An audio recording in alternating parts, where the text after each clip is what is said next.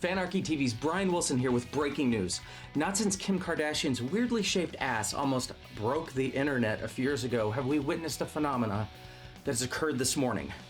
Oh, the internet? Oh no, it's not really broken. It's hate-fucked, destroyed, demolished, all because of one man and one picture. That's right, the Jeff O'Brien Bear picture.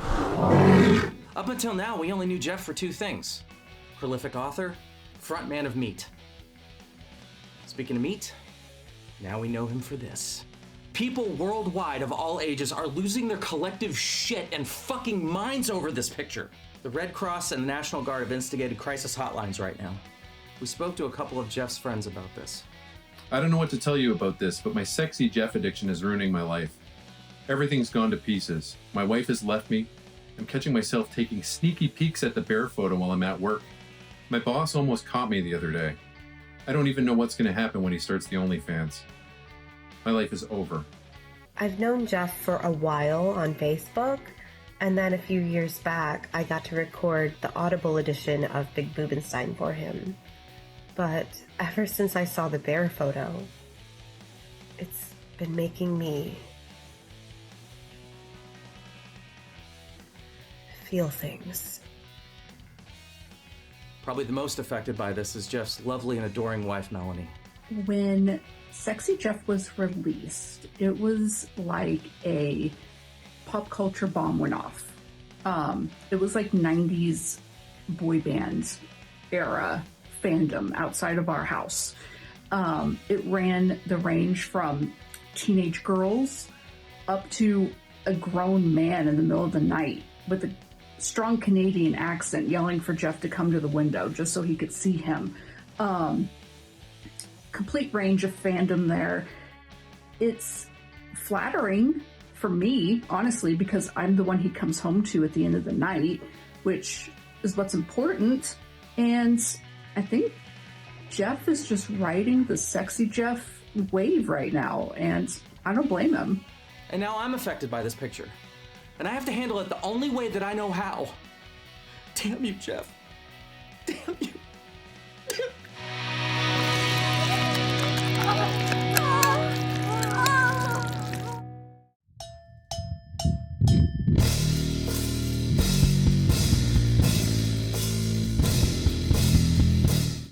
So, there I was one afternoon. I'm working on my computer. I'm probably playing World of Warcraft or something like that, something dumb. And I get that call that you never, ever want to get as a parent.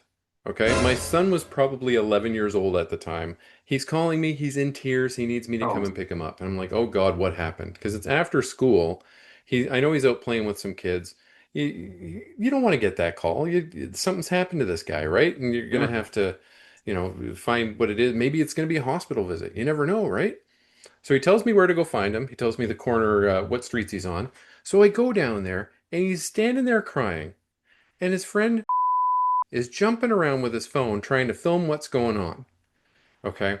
Because what's happened is my son has been stung on the balls by a bee. Bruh. Oh. Or a hornet. We're not sure which. I didn't go looking for a stinger. I don't know if he went looking for a stinger. No. For all intents and purposes, there still could be a stinger down there, more than 10 years later. We have no idea. Who knows? But so is jumping around, hooting and hollering because he wants to upload it to WorldStar. To WorldStar Hip Hop, which is a video where people put pranks and fights and all sorts of stuff like that. So, so he wants to put it on WorldStar. This kid's jumping around. My son is crying. He wants us to take him back home. He wants to put some ice on it. He doesn't want to go to the hospital.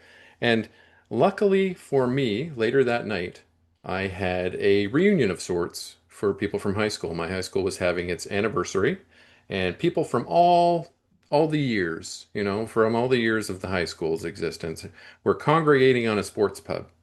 And we were all there. And I was not allowed to drink because I had to go to Minnesota for work the very next morning, very early. Oh my God. So I had something to talk about without having any drinks in me.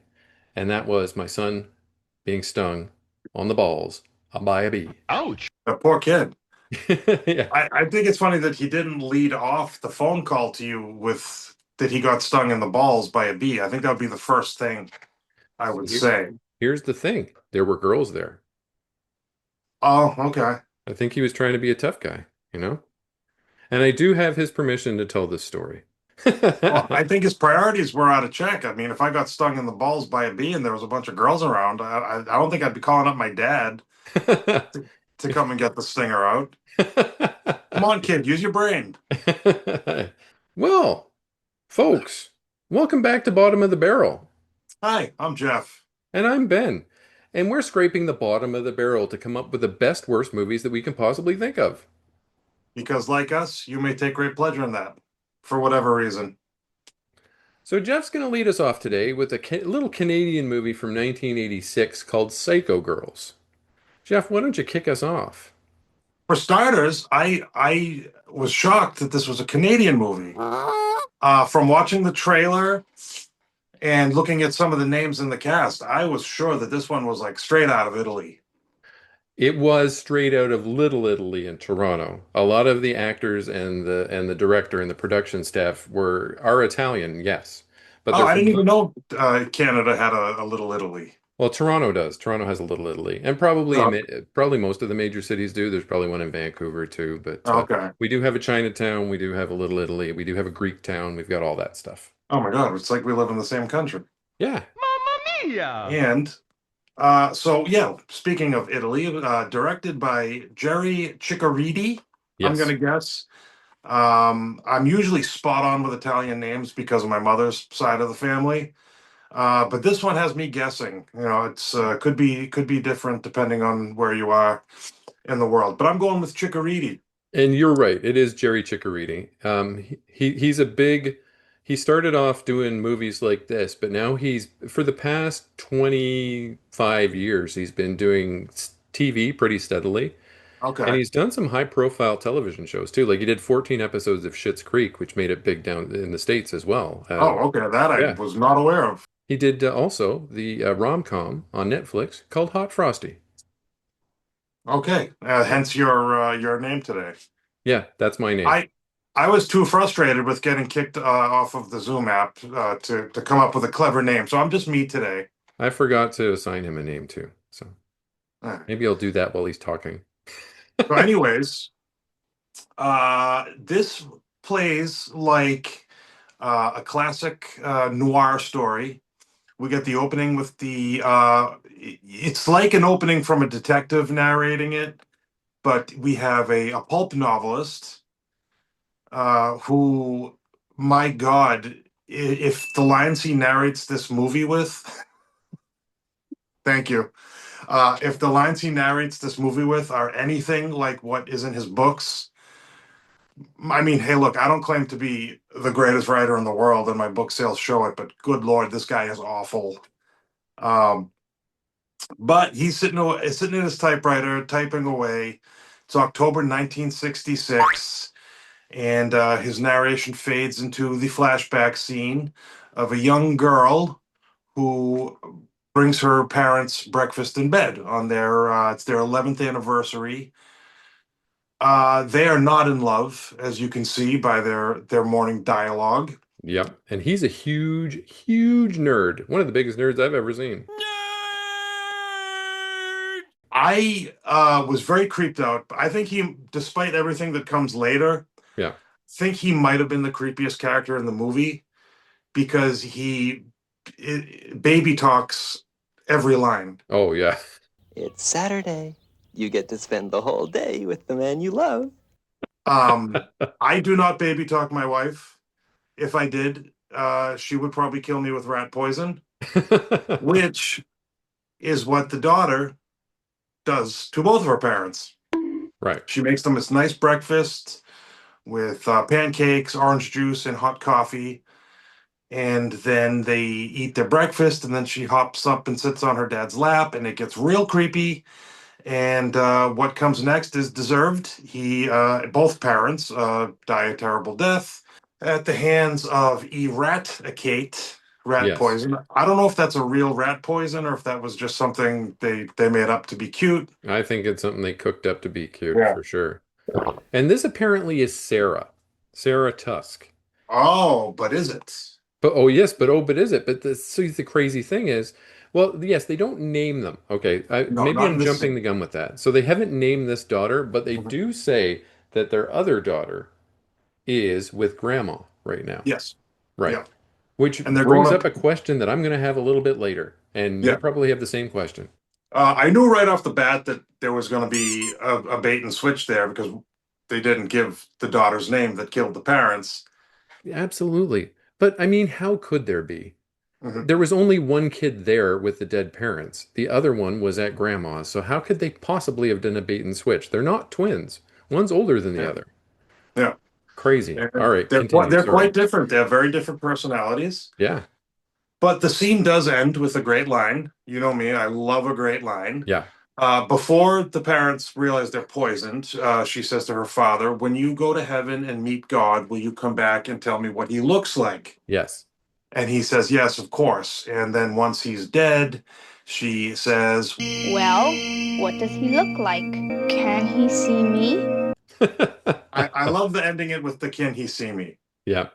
And then they and then they have a big smiling face of this little girl, and they transpose a skull over it in true 80s style. Yep, Yeah. yep. Very cool. Probably a nod to Hitchcock, I would assume, like the ending of Psycho. Oh, Where the probably. Yeah. So it's 15 years later as we're alerted by the typewriter as Richard Foster. Yeah. Yes, Richard Foster is back at his typewriter typing away, giving another soliloquy. And we find out that little Sarah, who we're to assume is the murderous child, Yes. has become a ward of the state. And she is at, good Lord, what was It's called this? Lakeview Psychiatric Thank Hospital. you. I kept wanting to say Longview. Yeah. And The my Green Day notes, song? yes, yeah, like the Green Day song, yes. No, the interesting thing about Lakeview is it's the name of the actual facility too, for real. Mhm. And at that facility, they also filmed Police Academy. So that was the Police Academy Ah, from Police Academy. And if you've ever seen the Mackenzie Brothers movie Strange Brew, they filmed all the psychiatric hospital scenes from that movie in the same facility as well. wow, is this building still standing? Can we I'm not visit it? sure. I would I'll love look it to. up soon. It's in it was in Etobicoke. If it's still there, it's still in Etobicoke, which is just outside of Toronto. For the Canadians out there, you already know where it is. Not the ignorant Americans like me. Well, why would you know a suburb of Toronto, honestly? I I don't blame you. I don't even know most suburbs of my own area. Yeah. So little Sarah, Yeah. as we are now told was the killer, is a ward of the state. Her sister Victoria is her legal guardian, which I mean, if she's a ward of the state and she's living at Lakeview Sanitarium, I would assume that they're her legal guardians. But the point is, her sister Victoria is the one who's going to sign her out. Yeah. And it looks like that may be happening sooner than later, but she does not want it to happen. She wants her sister locked up forever. She has this strange little relationship with the doctor, Hippocampus. Yeah. Very funny. Is that a is that a name? Like, No, that's not a name. That's a part of the brain. They're just trying to be clever. They're being cute again. see, I have a theory about this movie that Yeah. like it at one point was like a 100% slapstick comedy in the screenplay, Yeah. and then it changed, and some elements of that slapstick remained.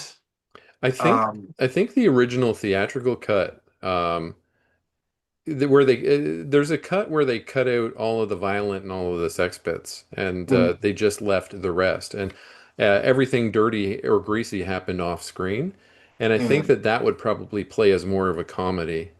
yeah, Yeah, because there's a few things that happened throughout the course of the film, and we'll get to them as we get to them. But yeah, they're just like, they're very funny wait, stuff. Yeah, the tone of this movie just shifted yeah. 180, which is rather disconcerting considering some of the things that happen. Yeah, But let's not get ahead of ourselves here. So she tells the doctor, Dr. Hippocampus, that she hates her sister. I like happy endings. She says before yeah, she kisses him, and who doesn't? So now we have the novelist guy talking about Victoria, whom he knows because she is he and his wife's personal chef. Yeah. And now it's also 4 years later. So Yeah. it's 4 years after the meeting with Hippocampus, where he says that they're about to close that facility too, and she's going to be going to an even worse place. Okay, yeah, there's some question about when the facility closes and becomes condemned. I may have missed something, but again, we'll get It's to that. somewhere in that 4 year gap. Mhm. Yeah. So 4 years later, Dr. Hippocampus has let us know that he's aged 4 years by growing a mustache, similar to the one and only Steve Barquette in Empire of the Dark. And he's not just sporting a nice porn stash, but he's got company. And it's this lingerie-clad sex worker who is about to make her exit. And in Italian horror fashion, which made me think more that this was a true Italian production, there is some creepy groping, some forced touching, and he, as we discover, is taking out his impotent rage on this poor sex worker who did not get paid enough to do whatever she had done with him. She alludes to the fact that he is has some ED issues. Yep. And then she finally leaves. He gets a phone call, and it's the someone at the new facility. At the new facility. Yeah. That Sarah is at, and she not only escaped, but she bit someone's throat out. Yeah. Fantastic. And he immediately hangs up the phone saying he'll be there, then does like 3 or 4 lines of coke. Yeah. And I would think I thought he had a heart attack and died. No, so he did a few lines of coke, grabbed some pills, downs them with gin, and then I believe that either the cocaine or his pills were replaced with sleeping pills. Okay. That's the only logical explanation, because he's dead, and then he wakes up. And we know that sleeping pills come up again later. Oh, okay. Yeah. Yes, that's right. Yeah. So we cut to the next scene. He's awake and he's tied up, duct tape over his mouth. He's got the stuffed animal in his hands. Yeah. And there are 2 people off screen. One I refer to as Dopey, because he's just laughing dopily. Like this. Yeah. And the other, we can only be sure, is Sarah. And she decapitates him with the coolest looking decapitation apparatus I've ever seen ever in a movie. It's like what is that? Hydraulic ass shears or something. Yeah. I don't know. Yeah, I don't know if those are actual gardening tools or what. I don't do a lot of gardening. I don't even have a yard or a garden to do that with. Well, I've got hydraulic shears, but they don't look anything like that. They're not. See, these ones are. You're going to see a picture of it on the screen, but I'm still going to act it out anyway. These ones are curved like this, and they must have some sort of assist in the squeeze to cut through bone and stuff like that. I've got some shears at home that are hydraulic, but they're not shaped like that. They're not wickedly shaped like that. Yeah, so I don't know if this was something that the props department made for the movie or what, but I want one. I want a pair of these things. Mm-hmm. And they take his damn head clean off. And then we get to the next scene, which I, as a butcher, love.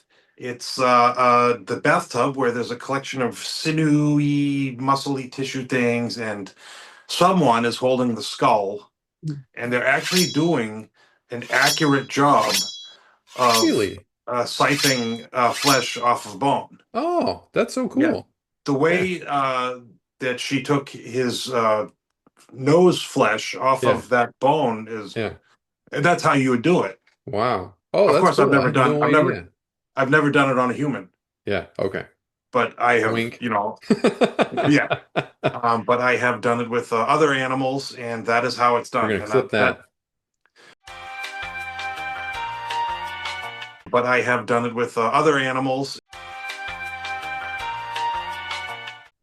Thanks. Great. I don't think I've scratched my face yet either. Not yet. I'll tell you one thing, though. That skull's going to come up later. Yeah. There is another meat related thing that we'll get to very soon that is very inaccurate and made me very disappointed. Oh, I think I know what it is, but yes, let's continue. I think maybe every once in a while we'll have a culinary corner with Jeff, Yes. and I'll explain to you the accuracies and inaccuracies of the way meat is handled and treated in low budget, bottom of the barrel movies. So Richard Foster's typewriter alerts us that it is the next day. Yeah. And this scene aggravated the living shit out of me. I don't know if it was just my speakers. I was watching this movie with headphones on. Uh-huh. I could not hear any of this conversation where Richard Foster and his wife have when they wake up. I got that the first thing he said to her was "shut up." Shut up, I'm not gonna get some. She said her head feels like it has menstrual cramps. Yep. My head feels like it's got menstrual cramps. And I even made a note here that I watched this with headphones and I still couldn't understand a goddamn thing they were saying. But I was alerted to the fact that he missed his meeting with the Hollywood producer because he got drunk and overslept. Yeah. And so down in the kitchen, he's on the phone with his agent. "Fuck you, Nigel. Goodbye." And then I love this line. "Maybe I'll tell him to take a flying fuck at Rodeo Drive." Exactly. And his wife says, I'll tell you one thing. This guy, and I messaged you this after I was watching this. There's a guy at my work who sounds exactly like this guy, a French Canadian guy. He has the same intonation of all the words. If he was to say he's going to tell the guy to take a flying it's exactly the same. And this guy who plays Richard Foster has only ever acted in two things. One of Jerry Ciccoritti's vampire movies that I'm going to talk about after when we get to the end of this thing. And he is a television and movie critic for the Globe and Mail, which is a big Canadian newspaper. And that's what he's been doing ever since. I think he produces documentaries and stuff like that. Oh, okay. But, yeah, interesting stuff. And I made a note of this to ask you also. Yeah. Is "take a flying a Canadian No, saying? It might be like a Montreal saying. This guy, I'm pretty sure this dude's from Montreal for real. I've only heard "take a flying in one other thing. Yeah. And it was the Tom Green show. Okay. So maybe it's an Ottawa, Montreal thing, because Tom Green's from Ottawa. There's a Tom Green bit where he's walking down the street asking people where they're going. And this one guy is really angry that Tom Green asked him where he was going, and his answer was, "I'm going to take a flying It might have even been the same guy. Who knows? So we are alerted by the typewriter that it's now 2:30. Yeah. Victoria is preparing some food. Oh no, I'm sorry. She's not preparing some food. She's at home, and she gets a call from Sarah telling her that she got up. And very quick scene, but it ends with "we can be together forever." So now we jump ahead to 3:45. Victoria is now at the Fosters preparing their dinner. Yeah. And so after she gets the call, she tells them that she has somewhere she has to be tonight. And this is, just kind of some filler stuff here, but she does steal a bunch of money. Yeah. And something I did not understand the importance of, she cut some clippings out of a newspaper. I didn't notice that, but I don't know what that's all about. And one thing that really annoyed me in this spot, though, is that our narrator guy, or hard-boiled detective guy, keeps calling money Jack. And I was like, what an asshole thing to call it. Yeah, and that was after, he had a good line where he said, "What's money but paper with germs on it," or something. And I was like, oh, maybe this guy's pretty good. No. He's no Mickey Spillane, I'll tell you that much. Yeah. So Sarah somehow gets the number for the Fosters. Yeah. And she calls up, and after some coaxing and more possible, what do you want to call? What's the word I'm looking for? Larceny? Like she stole more, I think. Yeah, she did that, but a little foreshadowing where she's holding the knife. Oh yeah, and it's a weird looking knife too. Yeah. And I'm wondering, she's holding a butcher's knife. Yeah. someone who was butchering that skull had excellent precision. Maybe they're trying to hint at something that is incredibly obvious. But now it's 5 o'clock, and Victoria goes to the sanitarium, which is now condemned. It's actually a pretty creepy scene. She's walking through. You start to hear the dopey guy laughing. Yeah. And she gets scared. She runs, and then finally we meet Sarah. Is in a weird bathroom wearing a weird bridal gown, and she, gives that whole creepy "let me look at you" thing. But then we learn that there was some trickery afoot. It was Victoria who killed her parents. Yeah, not which Sarah. brings me back to my question. When the police are arriving at the home with 2 dead parents in it, and one child is there, and one child is way the somewhere else, how did they accidentally get the wrong kid? It was not explained. Yeah, very strange. But like David Lynch said, if you give the viewer closure, you give them no reason to ever watch your movie ever again. Right. So good on you, Jerry Ciccoritti. Yes. And then something even more confusing happens, Jeff, and what's that? She kills, you think Victoria kills Sarah. Yeah. But that's not what happens. Victoria pulls the knife up like this. You hear it come down. You hear somebody scream. And Sarah had her back to her. So, I mean, but that's not what happened. Did she kill her? Did she kill herself? We'll never know. Because, not quite yet, but pretty soon we're going to see Sarah show up. Yeah. But not before we get the grossest sex scene ever filmed in a movie. There wasn't even any actual sex. Well, I mean, they had sex. They just didn't get to finish. Yeah, okay. That's what they got cock blocked by Sarah. Yeah, so it starts with weightlifting. A very it's a bizarre workout contest. A workout weight dumbbell bicep curl contest, which there was nothing sexy about. No. And then we cut back between that and them licking each other's sweaty bodies.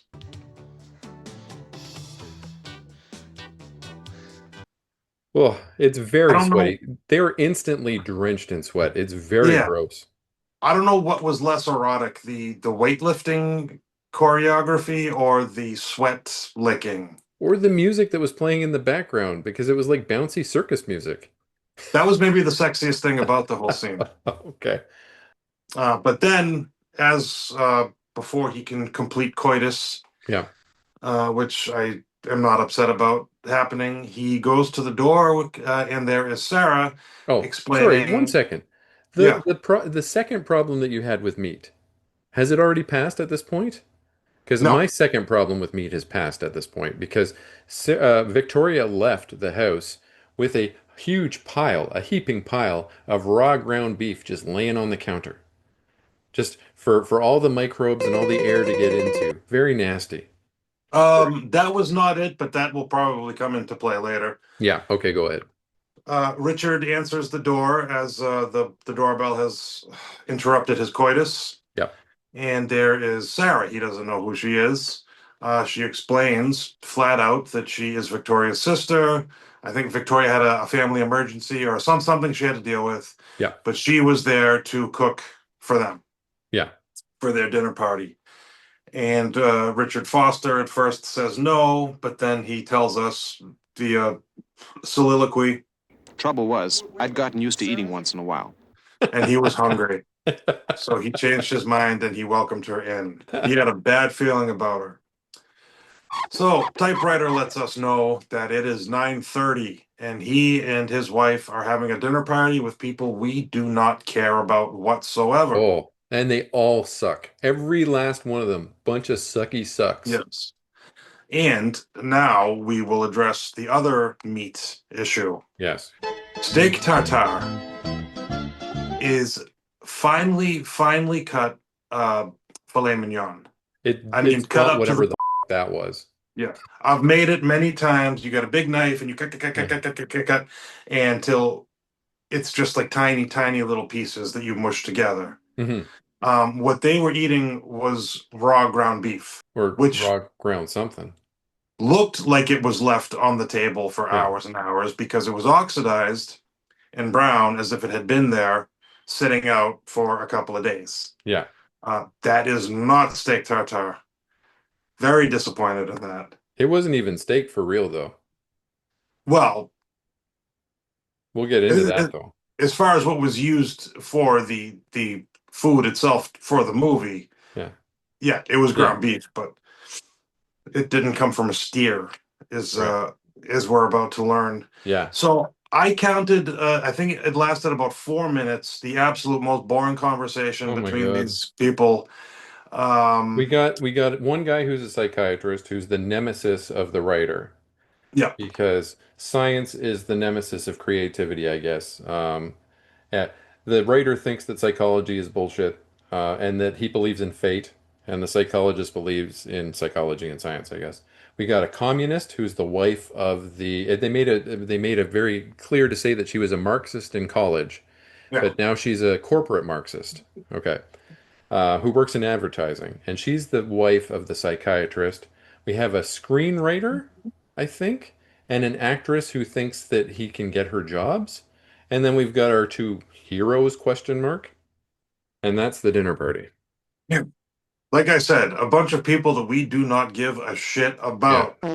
And as luck would have it, they pass out from dinner. The food has Hmm. been drugged Yeah. with probably the same thing that put Dr. Hippocampus Yeah. under and down for the count. And I was very happy at that because something's going to happen. Yeah. Finally, get to the good stuff. Yeah. And then we get to see a sneak peek of that kitchen. Oh yes, yeah, we do get a sneak peek of the kitchen, and Yeah. there is an ear Yeah. in the beef trimmings, and it has an earring in it. Yeah. I And can whose only earring assume it was it? was. I'm assuming Victoria's. It was Victoria's earring. I didn't. I did not rewind to make sure, but I think it was pretty obvious Yeah. whose earring it was. Typewriter alerts us it's now midnight until dawn, Hmm. which I thought was great because we had all these small time jumps. Yeah. I was like, okay, now we're getting to the good stuff. This is where it's the rest of the movie is. I'm just gonna sit back and enjoy the show, Yeah. and I did. I did. We're at the sanitarium. Richard's in a room bound by the wrists, and he's wearing hospital scrubs. The man we will come to know as Chasma and his buddy who is Dopey. I refer Yeah. to as Dopey. I think his name was Frank. His name's Aldo. Aldo. Okay. Oh no, Yeah. Frank was one of the other. I think one of the dinner party guests. Yeah, I think so. So yeah, Chasma and Aldo. Yeah. And the way you can and tell get- these guys apart is that Chasma is shorter, he's ripped, and he's got a mustache that looks exactly like Freddie Mercury. Like this guy I looks was like- gonna. He's 80s Freddie Mercury and 80s John Oates kind of Yeah. put together into one. Yeah, in guy liner with a little mullet. Yeah. And Aldo is a taller guy with gray hair who wears an eye patch for no reason at all. That's what that was? Yeah, he's got an eye patch on a lot of the time, but there are other times where he's got it flipped up and you can see that both eyes be working. So Yeah. I think it's a fashion statement. It's just to let us know that Aldo is not all there. And Yeah. he plays by his own rules. The saying that the inmates are running the asylum has never been more clear. Yeah. As we are brought down to the playroom. Richard is dragged down and he sees that his wife and his 4 friends, who we don't care about, are all tied up and gagged. Yeah, in a semicircle looking at a stage. Yeah, a stage with a picture of Sigmund Freud on it. Yeah. And it's funny because I for some reason thought it was Albert Fish. Oh, And I even okay. put in my notes, they've got a picture of Albert Fish on the altar. But then the ceremony is announced by Sarah, Yeah. who's got this like Susie Sue kind of makeup on that I loved. And she's talking a bunch of psychological mumbo jumbo. And she announces that they're having the ceremony to Freud. So we've got the picture of Freud, and then we've got the skull of Dr. Hippocampus on a little plinth beside that with a candle either on top or in or something, because sometimes the light's coming from the top and sometimes it's coming from inside. So that was interesting too. And yes, Sarah Tusk in this movie is a style icon. Like Oh she's, yeah. yeah. If you look at any of the letterbox reviews for this movie, it is people talking about how ahead of their time they were with the costume for this character and the way she behaved. I said in my review that Chapel Roan, the singer from nowadays, really, I think, has probably seen this movie and has probably taken some cues from this character and the way that she behaves, the way she carries herself, and the way that she dresses. I agree. Sarah Tusk is that's the kind of crazy I think I'd put up with if Hmm. I were in a relationship with Sarah Tusk. I'd be like, you know what? It's worth it. I don't know You about that. kill people, kill your sister. Yeah. Fine, fine. I can deal with it. Now, I have And reached speaking out to of, the woman that played Sarah Tusk, oh yeah. who is an practicing psychiatrist in Toronto. But Hmm. as of this recording, she's not returned my messages. So maybe we'll have her on in the future. Who knows? I hope so.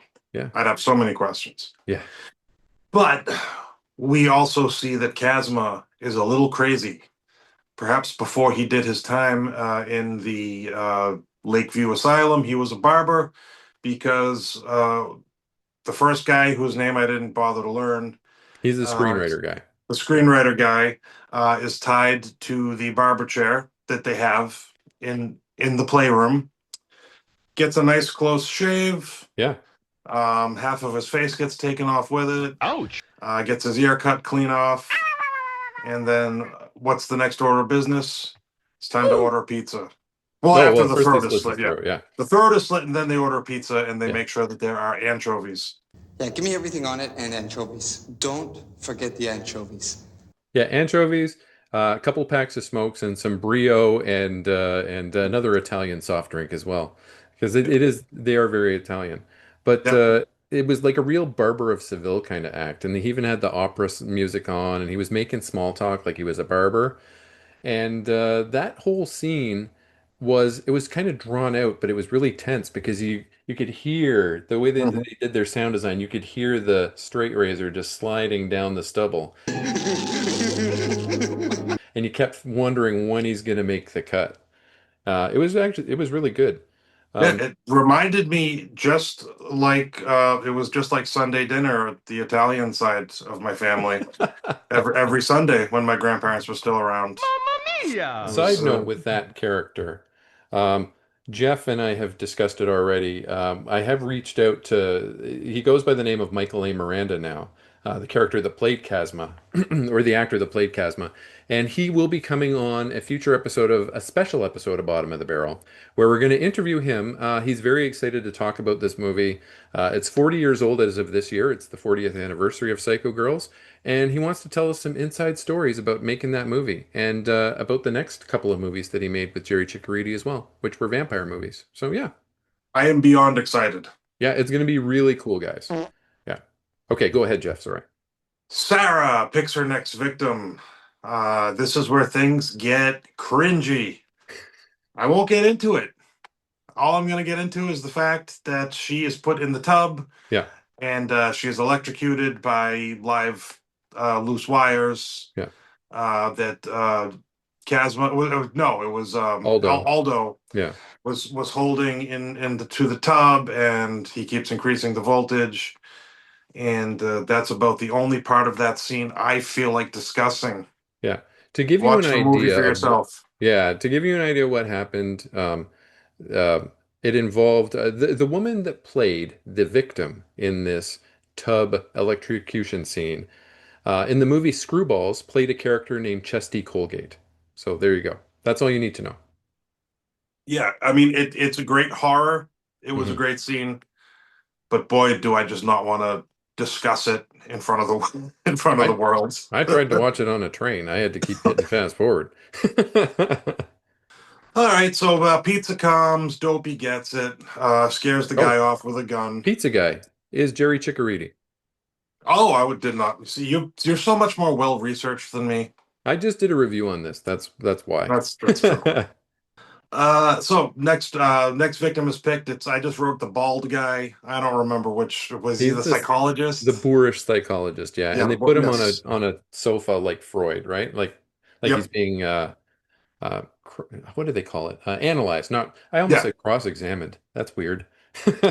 Yeah, gets all the creepy questions about his mom that I'm sure Freud would have asked. Yeah. So good, nice touch there. Kind of an uneventful death. They just kind of end up shooting him in the head. So it's time for it's pizza break time. Yeah. We get a movie quote trivia challenge. Yeah. I have to say, Aldo and Kazma are good. They know their stuff. They do know their stuff. It was They really could not impressive. stump each other. Yeah.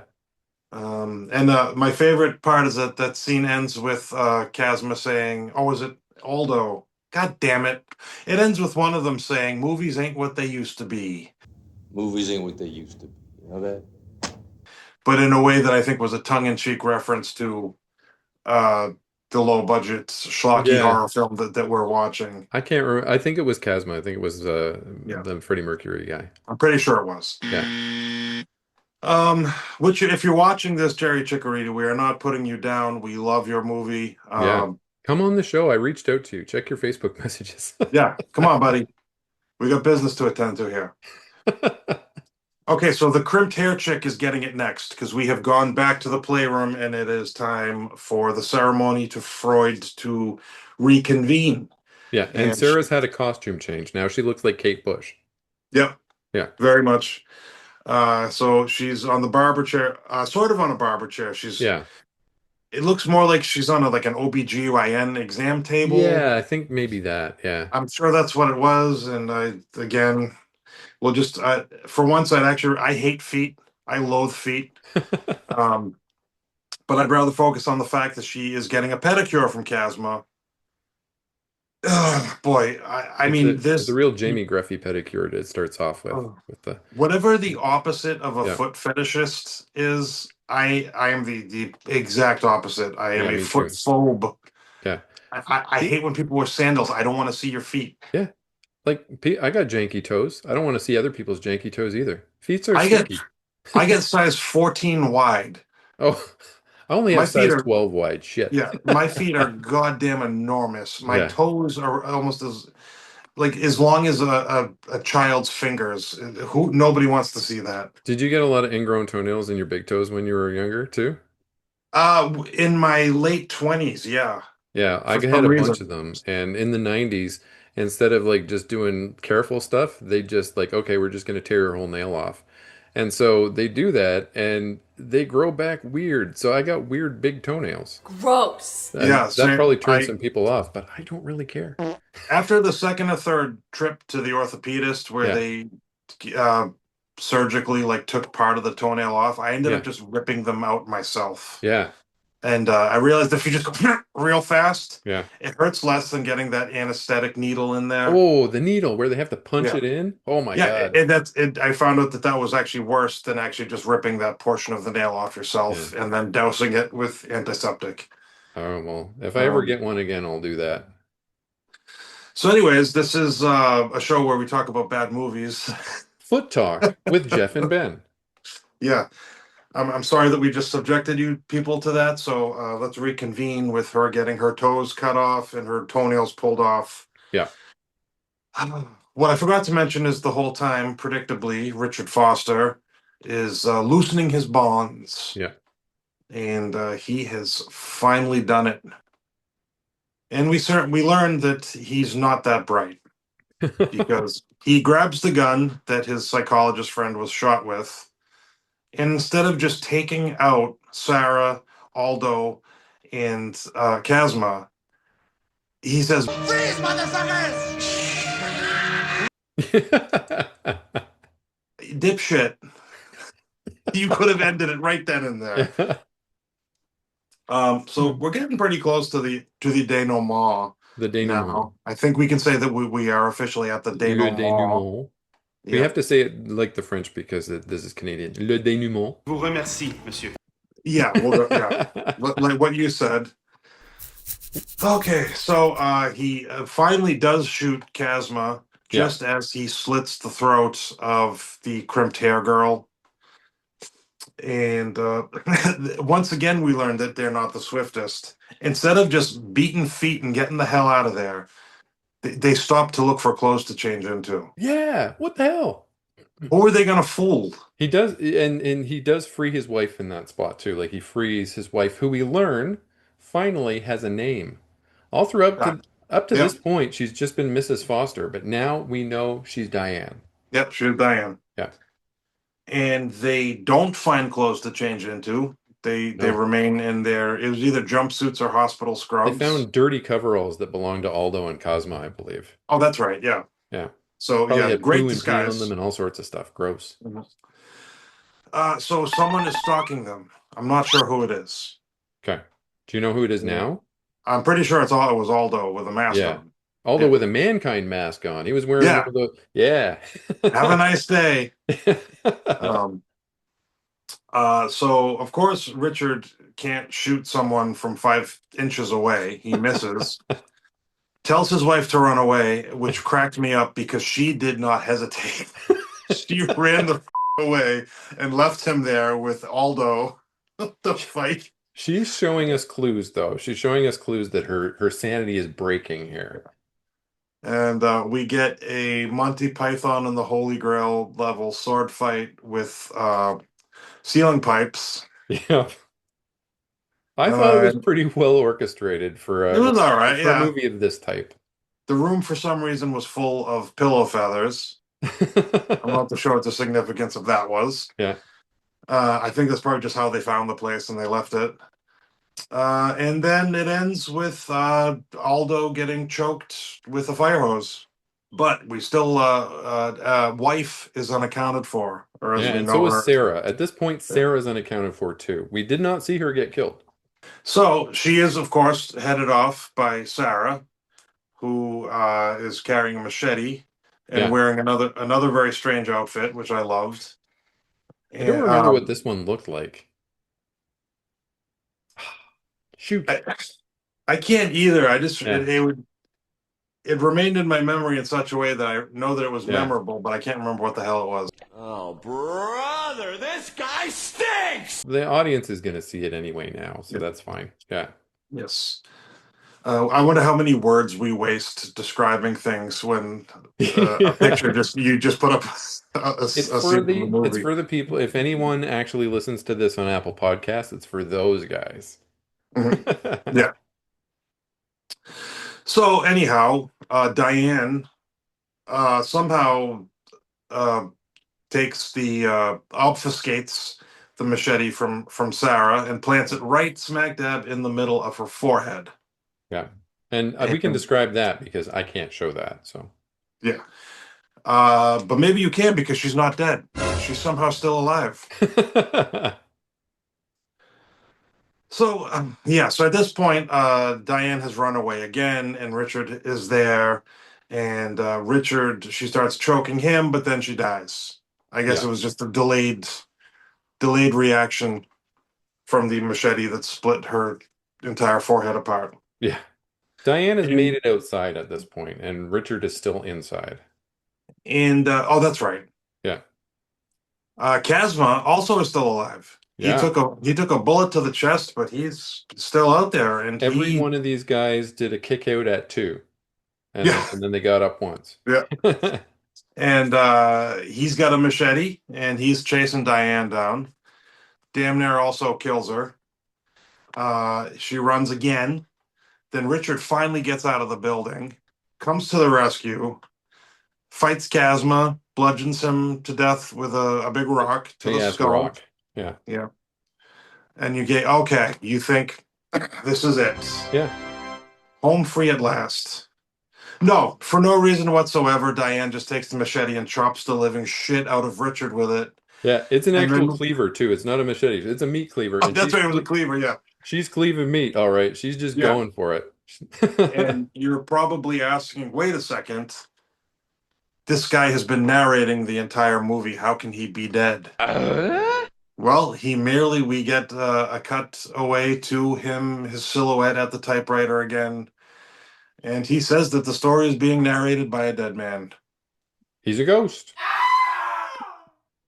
And there you go. That was some M. Night Shyamalan level twist ending action for you there. With some of the most Canadian dialogue that I've experienced in a long time. It was very funny, especially the way that the husband and wife talk to each other, the Flynns.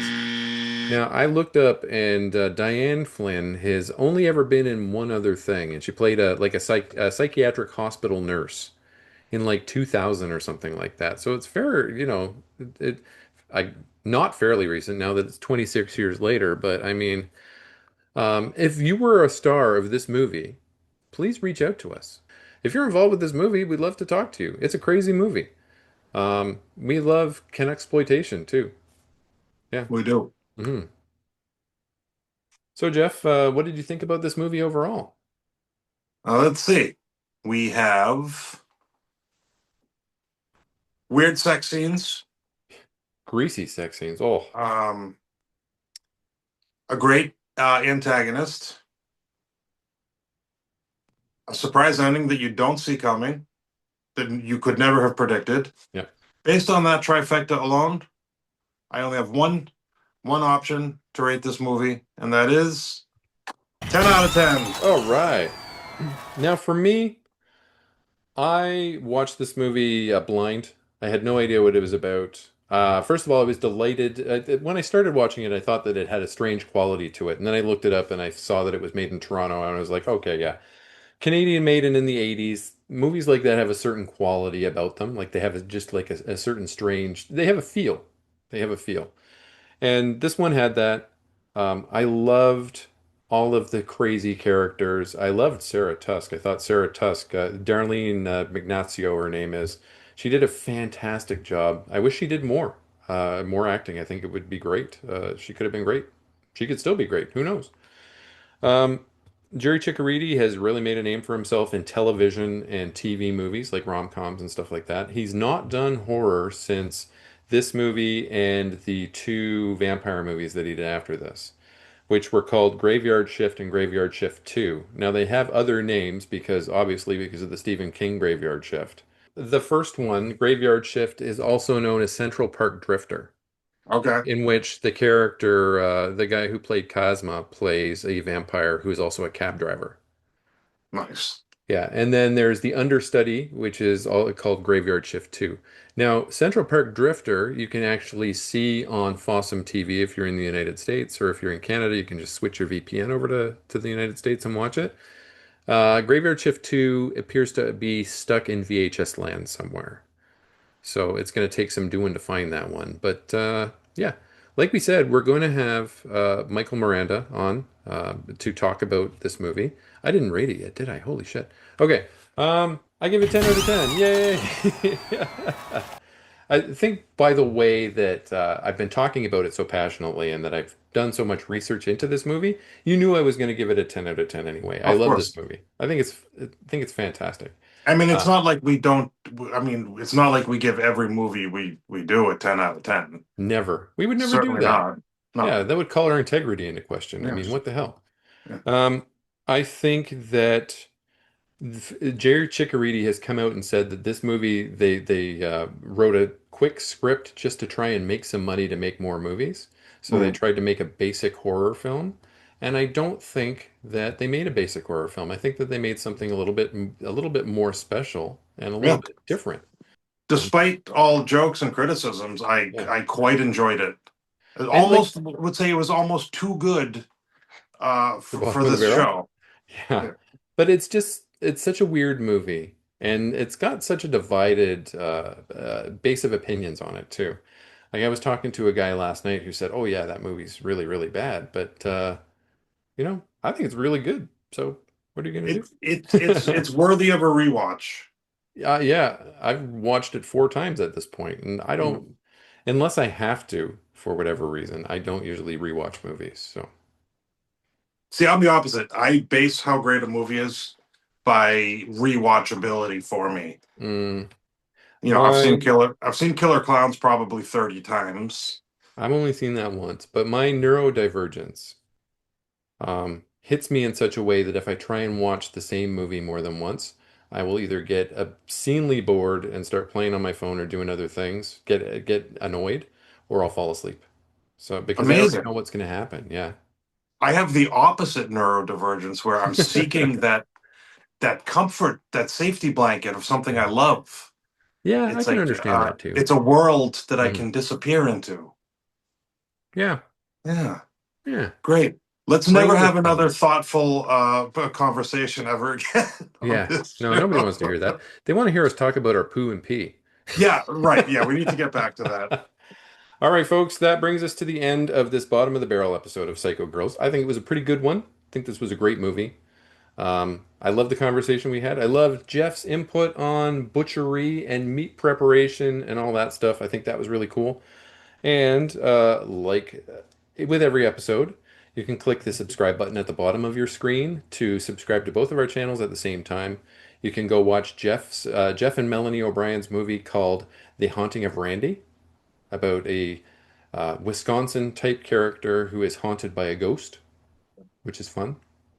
And you can do that within a second. So you can just click both of our names. It doesn't cost you $1, and you can hear more conversations like this one, and come back next week for another fun bottom of the barrel. And we'll see you next time. Bye.